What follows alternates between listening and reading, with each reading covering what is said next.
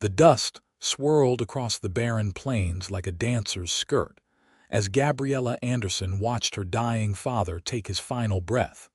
Her two younger sisters huddled beside her in their humble farmhouse in Wyoming Territory, 1875. The three young women, Gabriella, 22, Beatrice, 19, and Caroline, 18, clung to one another as the reality of their situation crashed down upon them. Alone on a failing homestead with winter approaching and not a soul for miles to aid them. "What'll we do now, Gabby?" whispered Caroline, her golden hair falling in tangles around her tear-streaked face. Gabriella squeezed her sister's hand, her own heart breaking even as she tried to appear strong. "We'll do what Pa would want. We'll survive." But survival seemed an impossible dream in the weeks that followed. Their crops had failed for the second year running, and the meager livestock they possessed wouldn't see them through the harsh Wyoming winter. Each night, as the howling winds rattled their cabin's thin walls, Gabriella would unfold their father's old map and trace her finger along the route to Hope Valley, a settlement he'd spoken of, often a place of fertile land and new beginnings. "We can't stay here," Gabriella announced one morning as frost coated the windows. "We're going to Hope Valley." Beatrice, the practical one with her dark braids and skeptical eyes, frowned. "Hope Valley, that's nearly 200 miles south, and with what wagon, what supplies?" "With whatever we can carry," Gabriella answered, her resolve hardening. "Pa always said Hope Valley was where we should have gone in the first place." Caroline, ever the dreamer, brightened. "They say there's gold in those hills and real houses with glass windows." What they didn't have was a guide. The trail was dangerous, cutting through territories still contested by native tribes and patrolled by outlaws who preyed on vulnerable travelers. Then, as if Providence itself had heard their prayers, a stranger rode into their yard 3 days later. Xavier Wells sat tall in his saddle, the sun casting long shadows behind him as he approached their cabin. His face was weathered by years under the open sky, his dark hair streaked with silver at the temples, despite being no more than 30. The badge pinned to his leather vest marked him as a lawman of some sort. "Afternoon, ladies," he called, removing his hat respectfully as he dismounted. "Marshal Wells. I'm tracking a gang that might have passed through these parts, stole Army payroll 2 counties over." Gabriella stepped forward, wiping her hands on her apron. "We haven't seen anyone, Marshal. Our pa just passed and we've been alone." Something in the Marshal's eyes softened. "My condolences. It's no country for 3 women alone." He glanced at their meager property. "You planning to stay on?" "No," Gabriella said, meeting his steady gaze. "We're heading to Hope Valley as soon as we can manage it." The Marshal's eyebrows lifted. "Hope Valley, that's a fair piece from here and not an easy journey." "We know," Beatrice interjected, "but we've got nothing left here." Xavier Wells studied them for a long moment, his hand absently stroking his horse's neck. "I'm headed in that direction myself, after I finish this business with the Blackwater gang." He hesitated, then added, "I could escort you ladies if you're determined to go." Gabriella felt a flutter of something unfamiliar in her chest. Hope, perhaps, or something more. "Why would you do that for strangers, Marshal?" His smile was small but genuine. "Because my mama raised me right, Miss Anderson, and because no one should have to make that journey alone." It took 5 days for Marshal Wells to return, during which time the sisters packed everything they could carry and sold what they couldn't. He arrived with a pack mule in tow, his expression grim but satisfied. "The gang's been dealt with," was all he said of his business, but the fresh bandage visible beneath his shirt sleeve told its own tale. They set out at dawn the following day, the sisters on foot while the Marshal rode ahead, doubling back frequently to ensure they were managing. By midday, Gabriella's feet were blistered and Caroline was struggling to keep pace. Without comment, Xavier dismounted and insisted that Caroline ride while he led the horse.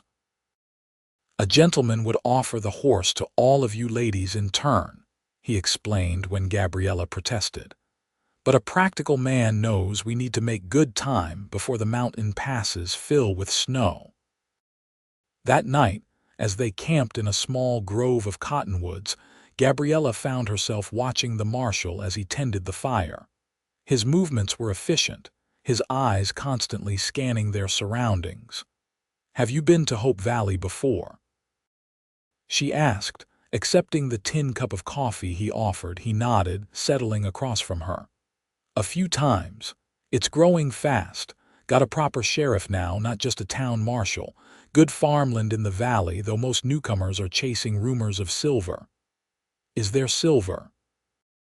His chuckle was low and warm. "Enough to keep hope alive, not enough to make most men rich."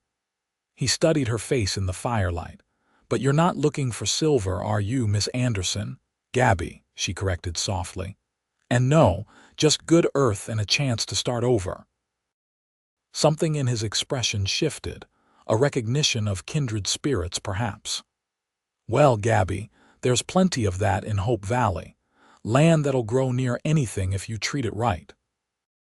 The sisters fell into a rhythm as they traveled, days blending into one another as they followed the marshal south. He taught them to read the trail, to identify which berries were safe to eat, how to find water where none seemed to exist. At night, he'd share stories of his life as a lawman, or sometimes play harmonica tunes that reminded Gabriella of the dances her parents had attended when she was small. It was during their second week of travel when disaster struck. They'd been following a narrow path along a ridgeline when a rattlesnake spooked Xavier's horse. The animal reared suddenly, throwing the marshal to the rocky ground where he landed with a sickening crack. "Xavier!"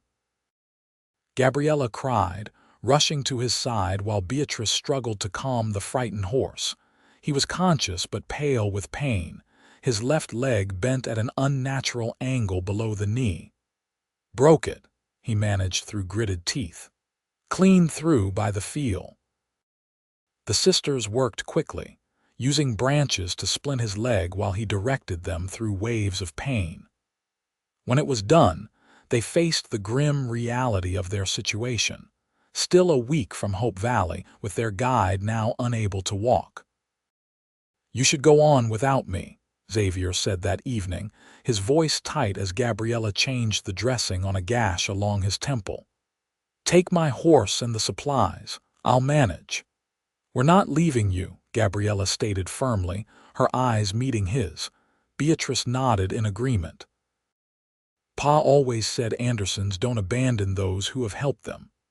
Besides," Caroline added with a small smile, "we'd probably get lost within a day."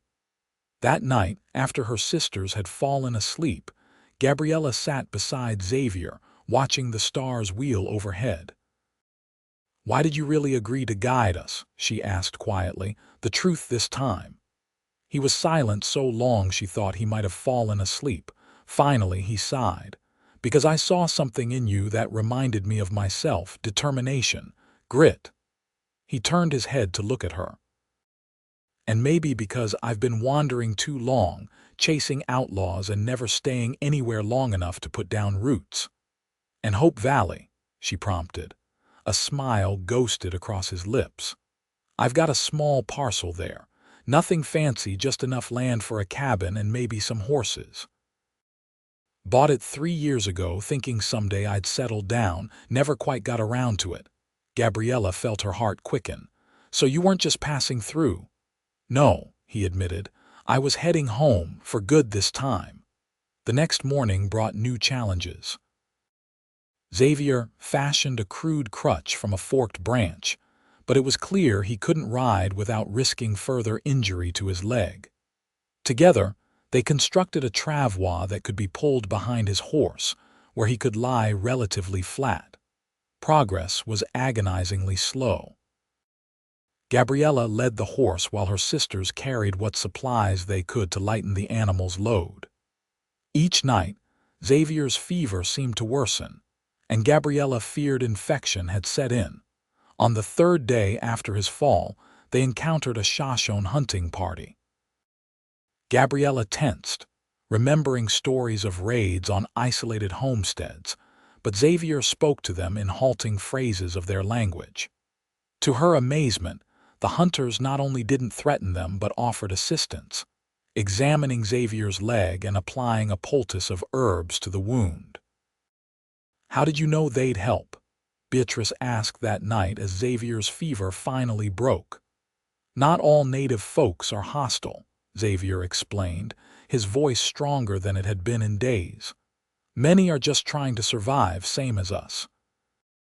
The Shoshone in these parts have mostly peaceful relations with settlers who respect their hunting grounds. Caroline, who'd been unusually quiet since the encounter, suddenly asked, "Is it true what they said about Hope Valley, that there's been trouble there?" Xavier's expression grew serious. "What kind of trouble?" "They said men came and took land that wasn't theirs to take, that there was fighting." Xavier sighed heavily. "There's been some conflict, yes. A man named Harrington arrived about a year ago with dreams of building a cattle empire.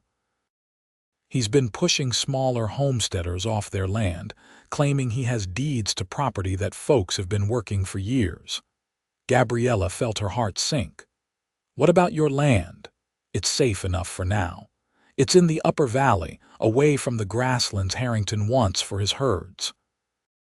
He reached out to squeeze her hand. "Don't worry.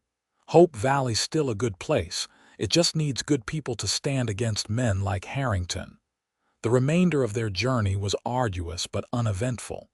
Xavier's leg began to heal, though he remained confined to the travois most days. As they descended into the foothills, the landscape changed dramatically, the sparse plains giving way to pine forests, and eventually the lush valley that was to be their new home. Hope Valley lived up to its name. Nestled between towering mountains, its fertile bottomlands were crisscrossed with clear streams. The town itself was larger than Gabriella had expected, with several streets of wooden buildings, including a general store, a church, and even a small schoolhouse. As they approached the town limits, Xavier insisted on riding properly into town. "Appearances matter," he explained as Beatrice and Caroline helped him mount. "If Harrington's men see me laid out like an invalid, it'll only encourage them." They made quite a sight as they rode down the main street. A dusty lawman with a splinted leg, followed by 3 exhausted but determined young women. People stopped to stare, and whispers followed in their wake. At the sheriff's office, they were greeted by a barrel-chested man with a gray-streaked beard. "Wells, thought you'd given up on us," he boomed, then noticed Xavier's leg. "What in tarnation happened to you?" "Took a fall, Sheriff Davis. These ladies saved my hide." Xavier made introductions, explaining the sisters' situation. Sheriff Davis tipped his hat respectfully. "Any friend of Wells is welcome in Hope Valley, ladies. Though I should warn you, we've had some troubles lately." "Harrington," Xavier stated flatly. The sheriff nodded grimly. "Getting worse. He's brought in more gunmen. 3 homesteads burned last month when folks wouldn't sell." Xavier's jaw tightened. "My place, untouched so far. It's not prime grazing land and you've got clear title." The sheriff glanced at the sisters. "You ladies planning to homestead?" Gabriella squared her shoulders. "Yes, if there's land available." Sheriff Davis scratched his beard thoughtfully. "There's a place might suit. Belongs to the widow Jensen. She's moving east to live with her daughter, looking to sell quick. It's good land, about 2 miles from Xavier's place." Hope blossomed in Gabriella's chest. "We'd like to see it." The Jensen homestead was everything they'd dreamed of and more. A sturdy cabin with a real stone fireplace, a barn that needed only minor repairs, and 10 acres of fertile land with an orchard of apple trees already bearing fruit. Mrs. Jensen, a kindly woman with work-worn hands, seemed delighted at the prospect of selling to the sisters. "It's been lonely since my Henry passed," she confided to Gabriella as they toured the property. "This land needs a family, needs children's laughter. My asking price is fair. I'd rather sell to good people than get top dollar from Harrington's vultures." The sisters pooled the money from selling their Wyoming homestead and the small amount their father had saved. It was just enough to buy the Jensen place with a little left over for supplies. Xavier insisted on staying at the town hotel until his leg healed properly, though he rode out daily to help the sisters settle into their new home. Under his guidance, they repaired the barn roof, mended fences, and prepared for their first planting come spring. It was during these weeks that Gabriella found herself drawn more and more to the quiet lawman. He spoke little of his past, but his actions revealed his character, his patience teaching Caroline to shoot a rifle for protection, his gentle encouragement when Beatrice's bread failed to rise, his unwavering respect for Gabriella's decisions about their farm. "You're good at this," he told her one evening as they sat on the porch watching the sunset paint the valley gold. "Farming, I mean. You have a feel for the land." Gabriella smiled, pleased by his praise. "Pa taught us well. He wasn't much for books, but he knew growing things." "I've been thinking," Xavier said after a comfortable silence. "My place is just sitting empty and it's good grazing land. If you ladies wanted to run some cattle, we could work something out." Her pulse quickened. "Are you proposing a business arrangement, Marshal Wells?" His eyes, warm in the fading light, held hers. "Among other possibilities, Miss Anderson." Before she could respond, the thunder of approaching hooves shattered the moment. 5 riders appeared at the edge of their property, led by a man whose fine clothes and imperious bearing marked him as someone of means. Xavier stood, positioning himself slightly in front of Gabriella. "Harrington," he said softly as the riders approached. The man reined in his horse, looking down at them with undisguised contempt. "Wells, heard you were back, and these must be our new neighbors." His smile didn't reach his eyes. "Ladies, I'm Theodore Harrington. I own most of the valley." "Not this part of it," Gabriella replied firmly. Harrington's smile tightened. "Not yet, but I'm a patient man. I came to make you an offer twice what you paid the Jensen woman. Save yourselves the back-breaking work of farming. This is cattle country." Xavier's voice was dangerously calm. "They're not selling, Harrington, and neither am I." Harrington's gaze shifted to Xavier, hardening. "The offer wasn't for you, Wells. You've been a thorn in my side long enough." He turned back to Gabriella. "Think about it, miss. Farming's a hard life for women alone. Accidents happen all the time." The threat hung in the air as Harrington wheeled his horse and rode away, his men following close behind. "He'll be back," Xavier said grimly, watching them go. Gabriella felt a chill that had nothing to do with the evening air. "What do? We prepare." Xavier's hand found hers, squeezing gently. "And we stand our ground." Word spread quickly through Hope Valley about Harrington's visit to the Anderson homestead. To Gabriella's surprise, neighbors began appearing at their door, farmers and shopkeepers bringing food, offers of help and warnings. "Harrington doesn't make idle threats," explained Mrs. Hollister, the baker's wife, as she delivered a basket of bread. "Last spring, the McKinneys refused to sell. Their barn burned a week later. Sheriff Davis rode out to check on them, bringing news that Harrington had hired more men. "I can't be everywhere at once," he admitted, "and the territorial judge won't be through for another month." Xavier took to staying at the Anderson homestead, sleeping in the barn despite his still healing leg. Each night, He taught the sisters more about defending their home, how to barricade doors, where to position themselves if trouble came, signals they could use to call for help from neighbors. Through it all, Gabriella found her admiration for Xavier deepening into something more profound. He never spoke of leaving, never reminded them that his job as a marshal might take him away. Instead, he worked alongside them as if their future was intertwined with his own.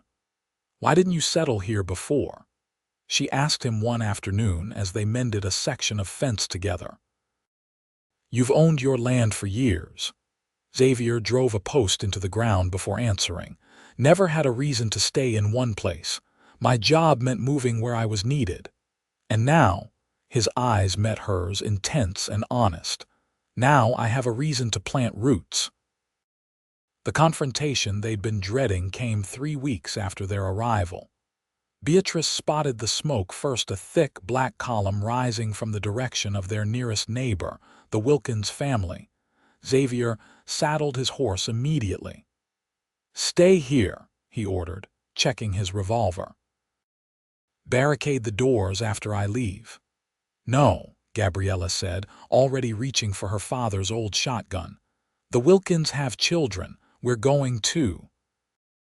They arrived to find the Wilkins barn engulfed in flames, and 3 of Harrington's men holding the family at gunpoint while 2 others ransacked the house.